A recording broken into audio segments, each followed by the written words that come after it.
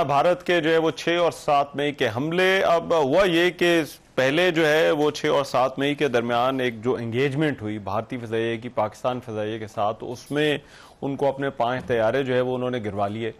और फिर उसके बाद जो है वो अगले दिन जब ड्रोन भेजे तो उनमें से जो ड्रोन्स थे बेशतर वो भी इंटरसेप्ट हो गए और उन ड्रोन्स को भी जो है वो आज गिरा दिया गया। तो भारत की ये जो एयर पावर है इसका पोल एक दफ़ा नहीं बार बार खुल रहा है, और ये आज नहीं खुल रहा, इससे पहले भी जो है वो कई दफ़ा जो है वो खुल चुका है। हमने देखा कि पुलवामा के बाद जब पाकिस्तान की फ़िज़ाइया और भारतीय एयरफोर्स जो है वो आमने सामने हुए तो क्या हुआ था, उनका एक तैयारा गिरा सुखोई जो कि भारत में गिरा और दूसरा तैयारा पाकिस्तान में गिरा, पायलट भी गिरफ्तार हुआ। इससे पहले भी जब उन्होंने बालाकोट पर हमला करने का दावा किया था तो वो एक पेलोड फेंक कर जो है वो वापस जो है वो चले गए थे। बहरहाल ये तमाम के तमाम मामलात हैं, लेकिन ये जो डेवलपमेंट्स हमने पिछले 2-3 दिन के अंदर देखी हैं, इनमें क्या हुआ है, किस तरह से ये मामलात अनफोल्ड हो रहे हैं, उस पर बात करने के लिए एयर कॉमोडोर हैदर रजा साहब इस वक्त मेरे साथ जो है वो मौजूद है।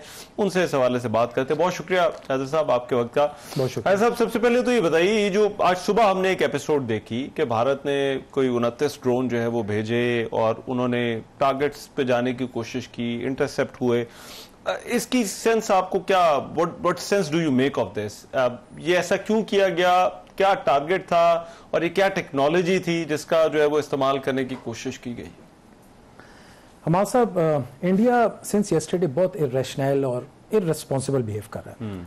कल उसने अटैक किया बॉर्डर क्रॉस किया, international border, civilians killing, women killing, children killing, मसाजिद, डैम्स, और आज फिर उसने वही हरकत की, इररेशनल ड्रोन अटैक्स किए।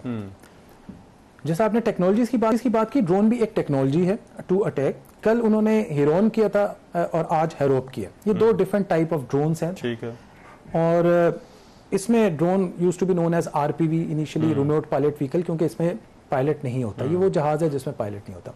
फिर उसको अनमैन्ड एरियल व्हीकल आया जिसमें सिर्फ इंटेलिजेंस, सर्विलेंस, रिकॉनेसेंस कैमरास लगे होते थे। फिर वो यू कैव बन गया। जब उसमें वेपन लग गया तो अनमैन्ड कॉम्बैट एरियल व्हीकल हो गया। तो जो हिरोन है ना, ये अनमैन्ड कॉम्बैट एरियल व्हीकल है। तो कल जब ये था हमारे बॉर्डर्स पे, तो यकीनन ये वीडियोस बना रहा था उन जगहों पे जहां पे बाकी जहाज जो है टारगेट करे थे मिसाइल्स को। उसको पाकिस्तान ने हिट किया हिरोन को। फिर नेक्स्ट कैटेगरी आ जाती है जो किलर ड्रोन्स कहलाती है, जो ये हारोप है। अच्छा, हिरोन भी इसराइली है, हारोप भी इसराइली है। किलर ड्रोन कह लें, उसको सुसाइडल ड्रोन कह लें, उसे केमिकल्स ड्रोन कह लें। ये वो ड्रोन होता है जिसमें अंदर एक्सप्लोसिव भी होता है और कैमरा भी होता है। अच्छा। और इसने खुद जाके हिट करना होता है टारगेट को। That's why it is known as a suicidal drone. और पीछे से इस कंट्रोल भी हो रहा होता है और ऑटोनमस भी हो सकता है। अच्छा, इसी की एक और कैटेगरी, ये एक तरह का मिसाइल ही है, एक तरह का मिसाइल है विच इज गाइडेड नाउ, जो कि गाइडेड होता है, लॉइटरिंग, जो कि सर्वेलेंस के लिए भी काम आता है। बिल्कुल आपने सही कहा। अच्छा। मिसाइल में उसमें सिर्फ फर्क ये कि मिसाइल को एक टारगेट दे दी गया, वहां जाके ड्रॉप हो जाएगा। इसका ये कि लॉइटर भी करता है और आप टारगेट अपने हिसाब से सिलेक्ट करके फिर वहां पे इसको डिस्ट्रॉय कराएंगे। ये थोड़ा सा फर्क है जिसको हम लॉइटरिंग म्यूनिशन कहते हैं। ठीक बात है आपने टारगेट से की। इसको 3 तरह के हम टारगेट्स इस पे सिलेक्ट कर सकते हैं। एक होता है जिसमें पायलट खुद फ्लाई कर रहा है पीछे, रिमोट पायलट, और वो देख रहा है वीडियो में और टारगेट सिलेक्ट करेगा और वहां पे इसको ड्रॉप कराएगा, यानी हिट कराएगा। दूसरे केस में हम जीपीएस फीड कर दें उसमें और कोऑर्डिनेट्स फीड कर दें, और अगर एक घर के कोऑर्डिनेट फीड कर दिए वहीं जाके वो हिट करेगा। तीसरा जो सबसे ज्यादा मैं समझता हूँ कि डेंजरस है, वो ऑटोनोमस है। क्योंकि उसके फिर इंटरनेशनल ह्यूमैनिटेरियन लॉज भी इंपैक्ट होते हैं उससे। उसमें यह है कि आप उसको फुल लिबर्टी दे देते हैं उस ड्रोन को कि टू हिट एनी टारगेट जो फीड कर दिया गया। अब वो जब उस टारगेट पे पहुंचेगा, फॉर एग्जांपल अगर एक घर है और उस घर के अगर बाहर बच्चे खेल रहे हैं या छत पे बच्चे खेल रहे हैं, वो ये नहीं देखेगा बच्चे, तो आइडेंटिफाई नहीं करेगा, वो उसको करेगा, जो कि अगेंस्ट लॉज ऑफ वॉर। अच्छा, इसमें भी हमने देखा पिंडी में जो है वो एक फूड स्ट्रीट के पास जो है वो गिरा, फिर बाकी जगहों पे मलीर के इलाके में भी इसी तरह से जो है वो गिरा, बाकी जगहों पे भी जो आबादी वाले इलाके थे उनके पास जो है वो गिरा। बल्कि एक तो उन्होंने डीजीआईएसपी आरएफ से कुछ देर पहले प्रेस कॉन्फ्रेंस में कहा जिसका मकसद शायद जो सिखों का मुकद्दस मजहबी मकाम है ननकाना साहब, उसको जो है वो उसकी तरफ जो है वो जा रहा था। लेकिन ये जो टेक्नोलॉजी है इसके इस्तेमाल की वजह आपको क्या नजर आती है? देखें, इसमें ये 5th जनरेशन वॉरफेयर है। 5th जनरेशन वॉरफेयर में one of the key element is use of technologies. अच्छा। Second is cyber attack and third is psychological operation, this is misinformation and disinformation, जो कि India बहुत actively फैला रहा है। Coming to the technology, उसने कल Rafale technology use करके देख ली, फेल हो गई। अब now it is using its drone technology, वो भी फेल हो गई अल्हम्दुलिल्लाह। आप देख रहे हैं अभी ब्रीफिंग में उन्होंने बताया कि 29 हमने उनके ड्रोन्स को हिट किया और स्टॉप किया।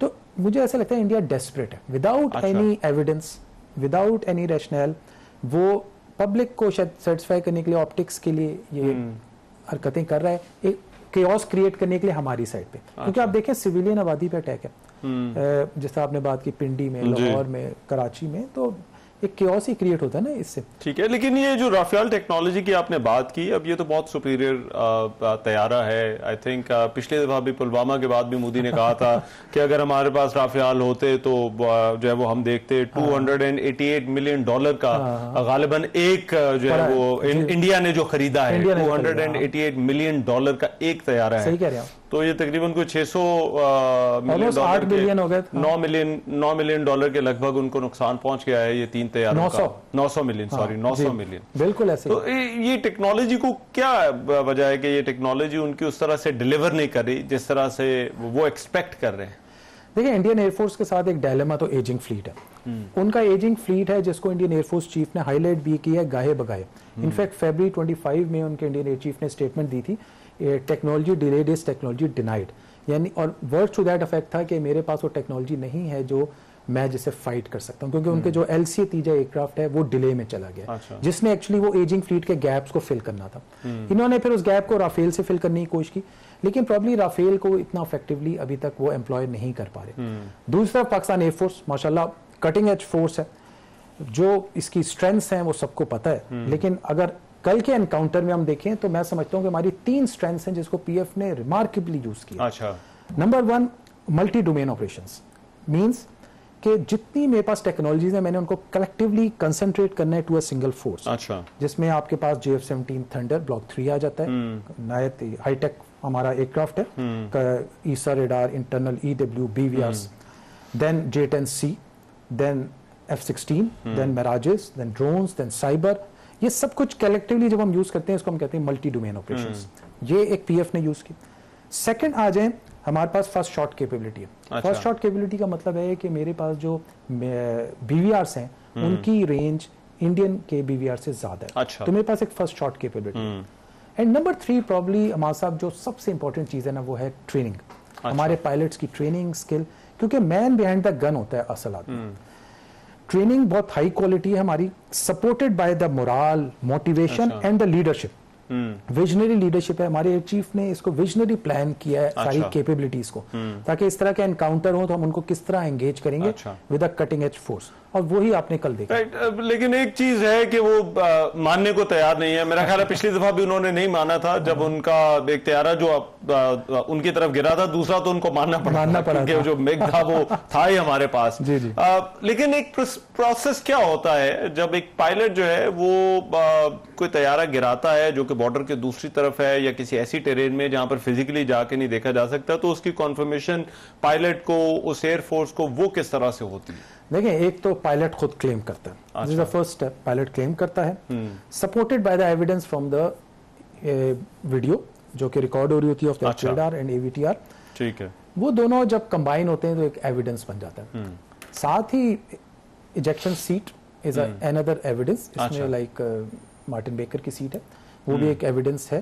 तो ये एक मिक्स वो होता है। इंडिया ने तो लास्ट टाइम आपको याद होगा अभिनंदन के केस में उन्होंने हमारे F-16 भी क्लेम कर दिया था। हाँ, और बाद में फिर US ने उसको डिनाई किया। F-16 की कंपनी ने आके कहा था कि all F-16 are accounted for, और सबका जो है वो, तो ये काउंटिंग होती है, ये कोई ऐसी चीज नहीं है जो डिनाई। तो ये कोई ऐसी चीज नहीं है जो मतलब ज्यादा देर छुपाई जा सकती है, राइट। और हमने कुछ वीडियोस भी देखी हैं जो ऑन ग्राउंड, जो वहां से कुछ वीडियोस जो है वो सामने आई जो लोकल्स ने बनाई थी, तो वो भी जो है वो हमने देखी। जी जी। राइट जी, बहुत शुक्रिया, thank you so much. Air commodore Haider हमारे साथ मौजूद थे, और आज ये जो ड्रोन अटैक थे और फिर पाकिस्तान और भारत की जो एयरफोर्स का मवाजदा है उस हवाले से बात कर रहे थे। इस ट्रांसमिशन में भी एक ब्रेक लेते, वापस आते तो आपको वो जगह दिखाएंगे जहां पर जो है वो ये भारतीय फिजाइया ने या जो भारत ने जो है ये पहले जो है वो मिसाइल जो है वो दागे थे मुरीद के में मस्जिद उम्मुल क़रा जिसको टारगेट किया गया, एक मस्जिद थी, वहां पर जो है वो इस मिसाइल के गिरने के बाद क्या सिचुएशन थी। मैं खुद वहां पर गया था और वहां पर जाकर मैंने देखा था। तो ब्रेक के बाद जब वापस आएंगे तो आपको वो मनाजिर जो है वो दिखाएंगे।